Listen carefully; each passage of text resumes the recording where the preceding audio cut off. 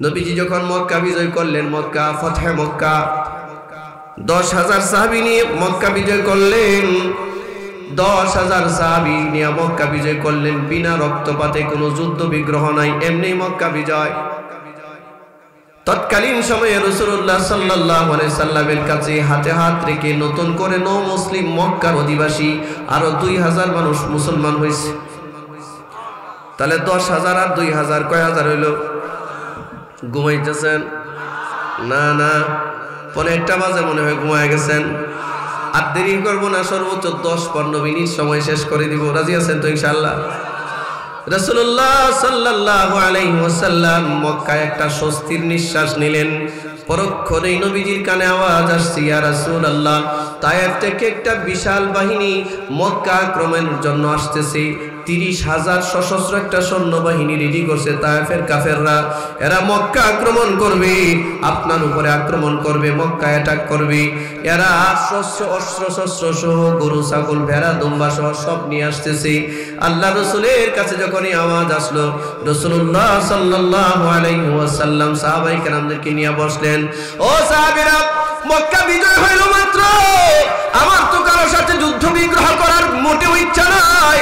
যেহেতু তায়েফের কাফেররা মক্কা আক্রমণের জন্য রওনা করে দিয়েছে, যুদ্ধ যখন আমাদের ঘাড়ে চাপিয়ে দিয়েছে, আমরা আর ঘরে বসে থাকতে পারি না।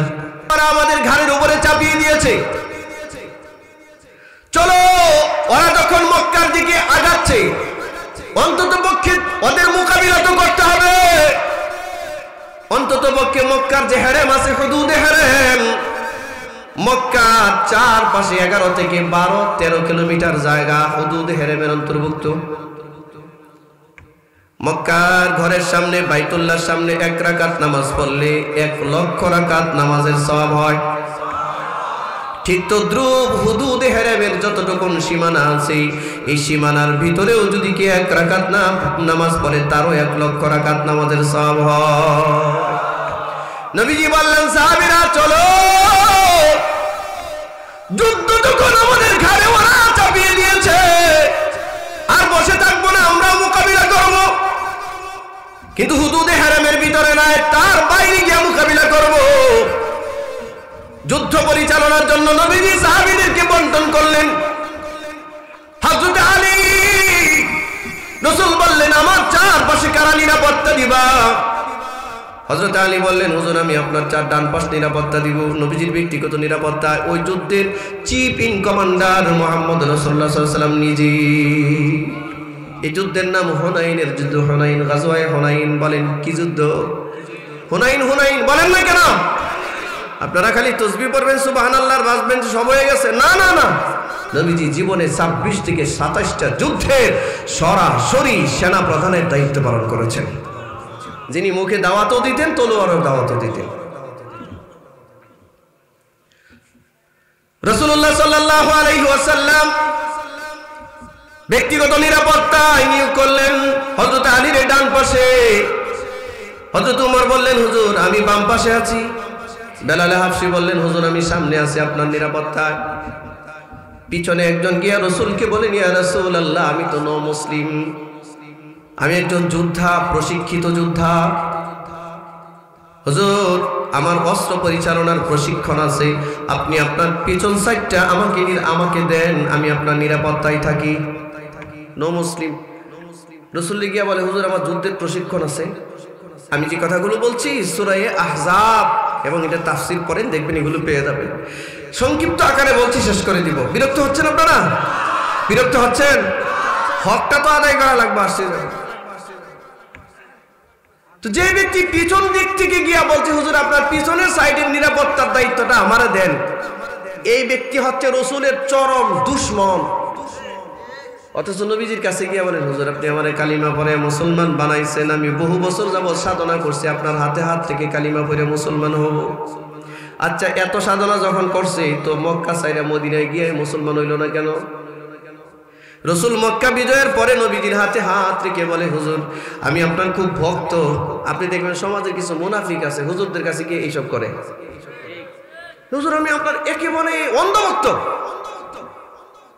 হুজুরের কোনো ফল যদি পায়, ও পারলে কবর দিয়া দেয়। যে অন্ধভক্ত না সে সবচেয়ে বড় শত্রু হয়ে যায়। কথা কয় না? ঠিকের আওয়াজ আসতে কেন? আরেকটু জোরে বলা যায় না? আরেকটু জোরে বলা যায় না? তো এইরকম আর কি। রাসূল গিয়া বলে, হুজুর আমি তো অনেক দিনের সাধনা, আপনার কাছে মুসলমান হব, আপনি আমার কালিমা পড়াইছেন আলহামদুলিল্লাহ, আমার যুদ্ধের ট্রেনিং দেওয়া আছে, আপনি আমারে আপনার ব্যক্তিগত নিরাপত্তার পিছন সাইডটা দেন, আমি আপনার নিরাপত্তা দিব। কিতাবের মধ্যে আসছে এর পরিচয় কি?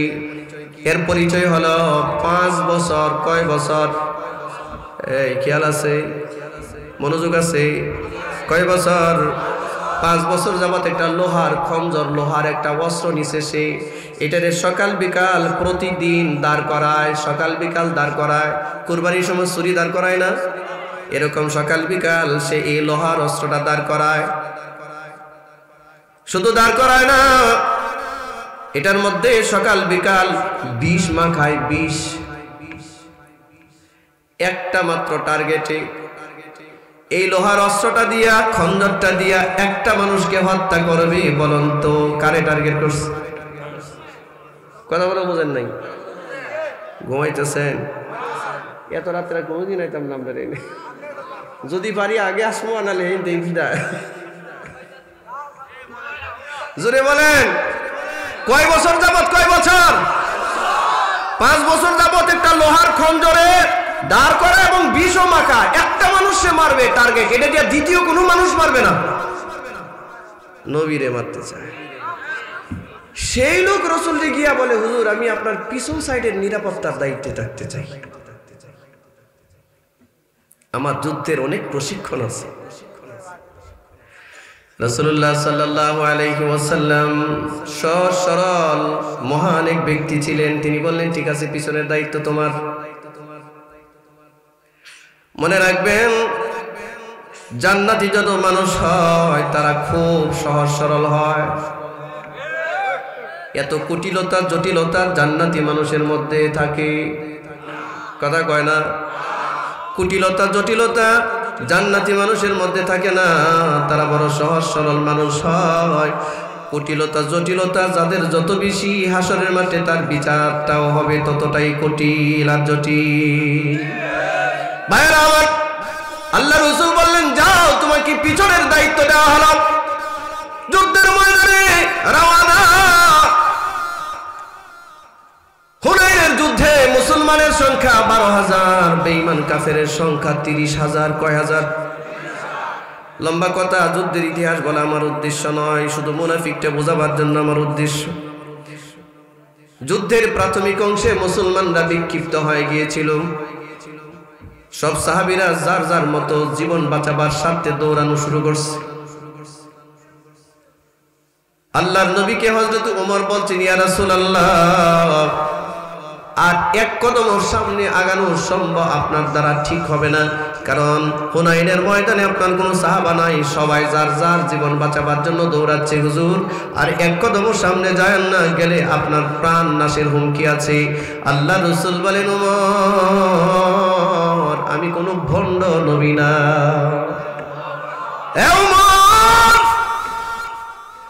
হুনাইনের ময়দানে যদি কেউ আমার পাশে না থাকে, আমি একাই যুদ্ধ পরিচালনা করব। আল্লাহু আকবার। ওমর, জিহাদের ময়দান থেকে পালিয়ে যাওয়া কোন নবীর জন্য জায়েজ নাই, জায়েজ নাই, জায়েজ নাই। এই বাংলাদেশেও যদি যুদ্ধ লাগে, বা আলেমের জন্য, সাধারণ কোন মুসলমানের জন্য পালিয়ে গিয়ে জীবন রক্ষা করা জায়েজ হবে না, জায়েজ হবে না, জায়েজ হবে না। মাতৃভূমি রক্ষা করার জন্য যদি অস্ত্র হাতে উঠাতে হয়, প্রত্যেকের উঠাতে হবে। কিসের ছোট আর কিসের বড়, কিসের পীর আর কিসের ফকির, সবারই যুদ্ধ করতে হবে, অস্ত্র নিতে হবে হাতে। ঠিক কিনা জোরে বলুন। মুসলমান ভাইয়েরা আমার, আল্লাহ রাসূল সাল্লাল্লাহু আলাইহি ওয়াসাল্লাম দায়িত্বহীন ভাবে জানায়া দিলেন, ওমর, আমি একজন নবী, যুদ্ধের ময়দান থেকে পালিয়ে যাওয়া আমার কাজ নয়। কেউ যদি যুদ্ধ না করেও আমি বিশাল শত্রু বাহিনীর বিরুদ্ধে আমি একাই যুদ্ধ পরিচালনা করব। এই বলে উট সামনে আগাচ্ছে। তুমুল যুদ্ধ। নবীজি হযরত আব্বাস রাদিয়াল্লাহু তাআলা আনহুকে ডাক দিয়ে বললেন, চাচা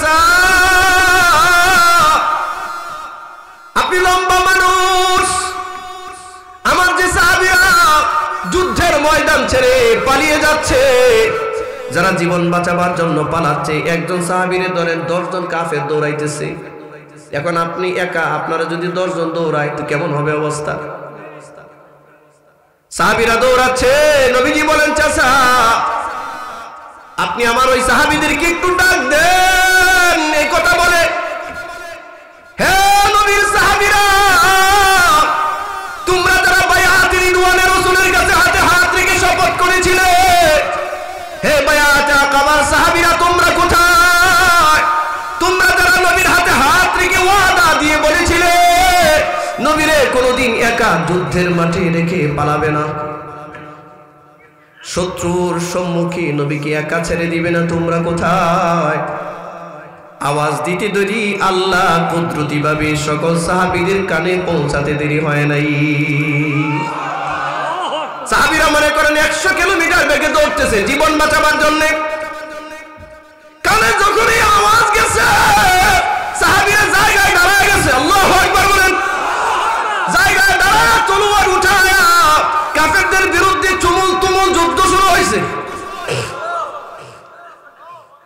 এদিকে নবীর পাশে যারা ছিলেন তারা বিক্ষিপ্ত হয়ে গেছেন। হযরত আলীও যুদ্ধ করতেছে, হযরত ওমরও যুদ্ধ করতেছে, বেলালও যুদ্ধ করতেছে। পিছনে একজন মুনাফিক শুধু অপেক্ষায় আছে সুযোগ কখন আসে আর নবীর পিঠে মেরে দিবে। হযরত আলী যুদ্ধ করতেছেন, যুদ্ধ করেন, যুদ্ধের ময়দানে অস্ত্র চালাইতেছে, আবার মাঝে মাঝে নবীর দিকেও খেয়াল রাখতেছে। সুবহানাল্লাহ বলতেন না? আহা, ওই মুনাফিক মনে করছে হযরত আলী, হযরত ওমর, হযরত বেলাল যুদ্ধে লিপ্ত হয়ে গেছে, এই সুযোগ যায় খন্দকটা উঠায়া নবীজির একদম পিঠ মোবারকের কাছে নিয়ে আসছে, ছেড়ে দিবি। এতটা বিষ ওই লোহার খঞ্জরে এই মুনাফিক ঢুকাইছিল। এই মুনাফিক মনে করছে আমার লোহার আঘাতে যদি মুহাম্মদ না মরে, অন্তত বিষের আক্রমণে মুহাম্মাদের সারা শরীর পচে গলে নষ্ট হয়ে যাবে। যদি বলেন নাউজুবিল্লাহ।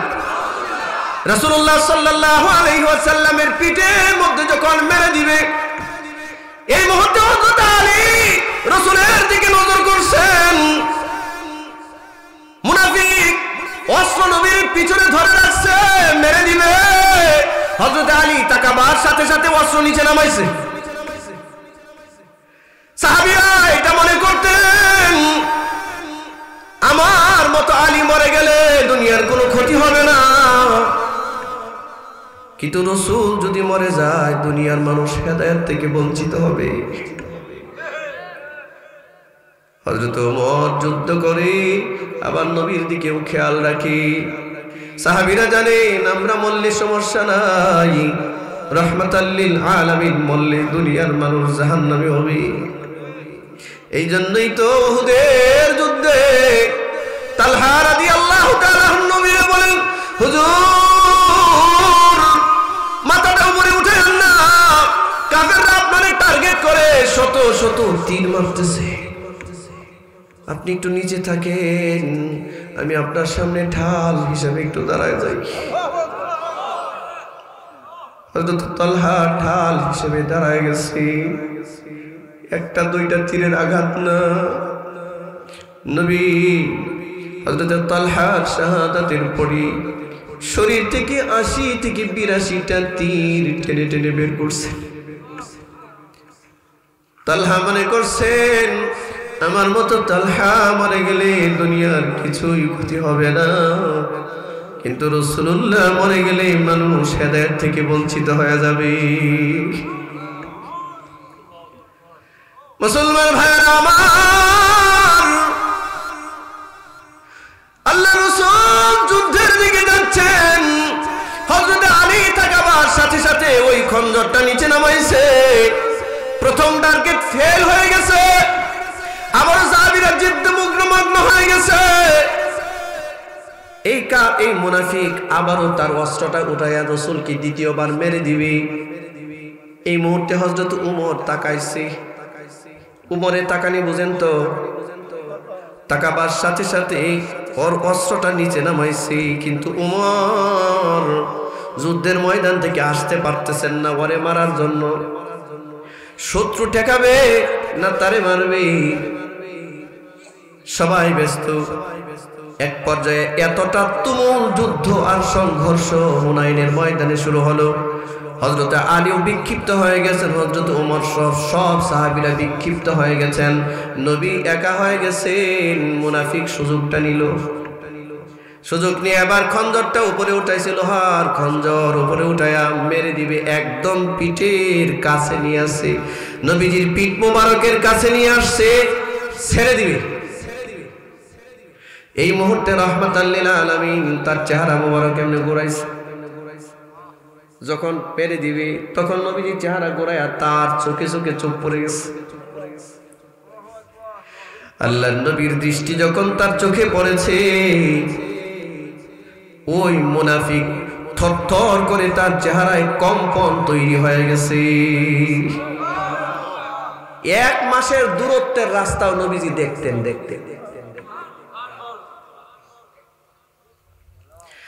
1 মাস পায়ে হেঁটে রওনা দিলে যত দূর যাওয়া যায়, সেখানেও যদি রাসূলুল্লাহ সাল্লাল্লাহু আলাইহি ওয়াসাল্লামের নাম কেউ শুনতো, মুহাম্মদ সাল্লাল্লাহু আলাইহি ওয়াসাল্লাম, যত বড় শক্তিশালী সেনাই হোক, নবীজির নাম আসার সাথে সাথে ওদের ভিতরে কাঁপুনি তৈরি হয়ে যেত। আল্লাহ নবী যখন চোখে চোখ রাখছে, ওই মুনাফিক কাঁপা শুরু করে দিয়েছে, অস্ত্রটা নিচে পড়ে গেছে। আল্লাহ নবী ডাক দিয়ে বলেন, রে মুনাফিক,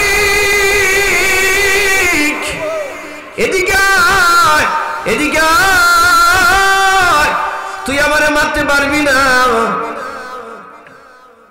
আমরা এমন এক রবের ইবাদত করি, আমরা তাকদীর বিশ্বাস করি, আমরা হায়াত মওতে বিশ্বাস করি। আমার আল্লাহ আমার হায়াতের রশি যতদিন বাকি রাখছে, দুনিয়ার কেউ আমারে মারতে পারবে না। তুই চেষ্টা করলে পারবি না রে মুনাফিক। আমাদেরকে ভয় দেখায়, গরুর সেনা যারা খায় তারা মরণের ভয় দেখায়। বলে বাংলাদেশের দিকে 2টা পারমাণবিক অস্ত্র তাক করে আছে, তো কি হয়েছে? পারমাণবিক অস্ত্র মারলে আমরা মরে যাব, এটাই তো আমরা জানি। আমরা মরে গেলে আমরা শহীদ হব, আমরা জান্নাতে যাব। আর তোরা মরে গেলে মূর্তি পূজার কারণে তোরা জাহান্নামী হবি। আমাদের জন্য মৃত্যু একটা হাদিয়া আল্লাহর পক্ষ থেকে, ঠিক আছে বলুন? মুমিনদের জন্য মরণ একটা হাদিয়া।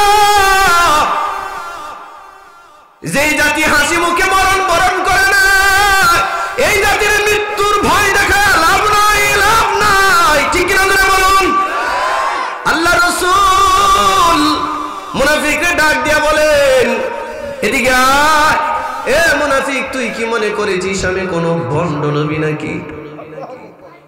এই এই কি কথা বলো না, শোনো, এই কথাটা শোনো, খেয়াল করে। আল্লাহ রাসূল বলেন, এ মুনাফিক, তুই কি মনে করিস আমি কোন ভণ্ড নবী? আমি নিজে নবী বানাইছি নাকি? না রে না, আমার আল্লাহ আমারে নবুয়ত দান করেছেন। আমি নিজে নবী দাবি করি নাই, আমি মিথ্যা নবী দাবিদার নই, আমি কোন ভণ্ড নবী নই। হে মুনাফিক, তুই হয়তো জানিস না, আমার এই চোখ দিয়ে আমি সামনে যত দূর দেখি, এই চোখ দিয়ে পিছনেও তত দূর দেখি। আল্লাহু আকবার বলবেন না? এরে মুনাফিক, শুধু তাই না, আমি এই চোখ দিয়ে আমার ডান পাশেও তত দূর দেখি, বাম পাশেও তত দূর দেখি। তাই নয়, আমি আকাশেও তত দূর দেখি, আমি মাটির নিচেও তত দূর দেখি। আল্লাহু আকবার বলুন। এ কারণে আল্লাহ রাসূল কোন গুরুস্থানের পাশ দিয়া যদি হেঁটে যেতেন, আল্লাহ রাসূল ডেকে ডেকে বলতেন, এই গুরুস্থানে আযাব হইতেছে, এই পাপের কারণে গুরুস্থানে আযাব হইতেছে। মাটির নিচের খবরও আল্লাহ জানায়া দিতেন। রাহমাতাল লিল আলামিনের মুজিজা ছিল এটা, মুজিজা। আল্লাহ রাসূল বললেন, হে মুনাফিক, তুই কি মনে করেছিস আমারে তুই মেরে ফেলবি? যে কয়বার আমার দিকে অস্ত্র তাক করেছিস, আমি কিন্তু এই কয়বারই দেখেছি। তুই কি জানিস না আমার পিঠের মধ্যে আল্লাহ একটা মোহরে নবুয়ত দিয়েছে। এটা এমনি এমনি দেয় নাই রে, আমার এই মোহরে নবুয়তটা অটোমেটিক্যালি ঘুরে আর সিসি ক্যামেরার কাজ দেয়। আল্লাহু আকবার বলতেন না? জোরে বলবেন না আল্লাহু আকবার। আয় এদিকে আয়, আমারে মারতে পারবি না, এদিকে আয়। ডাক দিয়েছেন, ডাক দিয়া কাছে নিয়ে বুকটার মধ্যে একটা থাবা দিয়েছেন। থাবা দিয়ে বলে আমারে মারার চেষ্টা করিস না, আল্লাহ যখন চাবে তখনই মারব। মুনাফিকি স্যার যে অস্ত্র বানিয়েছিলে এটা নিয়ে কাফেরদের বিরুদ্ধে যুদ্ধ কর, কাফেরদের বিরুদ্ধে যুদ্ধ কর, আল্লাহর জমিনে তাওহীদের আহ্বান কালিমার পতাকা ওড়া, যা যুদ্ধে শামিল হও। মুনাফিক বলে এই দুনিয়াতে কোন দুশমন যদি আমার কেউ থাকতো, এতদিন পর্যন্ত এই দুশমনটা ছিল মুহাম্মদুর রাসূলুল্লাহ, যার কারণে আমি একটা অস্ত্র 5 বছর পর্যন্ত দাঁড় করাইছি সকাল বিকাল, আর এইটার মধ্যে বিষ মাখাইছি। কিন্তু রাহমাতাল লিল আলামিন মুহাম্মদুর রাসূলুল্লাহ আমার বুকের মধ্যে যখন হাত রাখছেন, তার রহমতের হাত, আমার কাছে মনে হলো কে জানি বরফের পানি দিয়ে আমার কলিজাটারে ধৌত করে দিয়েছে। যে কলিজার মধ্যে সবচেয়ে বড় দুশমনী যার ব্যাপারে ছিল, হাত রাখবার সাথে সাথে মনে হয়েছে নবীর মতো আপন কোন মানুষ দুনিয়াতে আমার আর দ্বিতীয়টা নাই। নবীর জন্য যদি আমার জীবন দিতে হয়, হাসতে হাসতে জীবন দিয়ে দিব। আল্লাহু আকবার বলুন। এ বন্ধু, আজও এই সমাজের ভিতরে যত মুনাফিকরা আছে, যারা রং বদলায়, যারা রং বদলায়, কথার কাজের মিল নাই, বলে একটা করে আর একটা, মানুষের সামনে দেখায় একটা ভিতরে আর একটা, ঠিক কিনা জোরে বলেন? এগুলো বাদ দেন, এগুলো বাদ দেন, এগুলো বাদ দেন। আপনার মুনাফিকি দুনিয়ার মানুষ না জানলেও জানে কি? এটারে বলে রাখে আল্লাহ, মারে কি? আর মারে আল্লাহ, রাখে কি?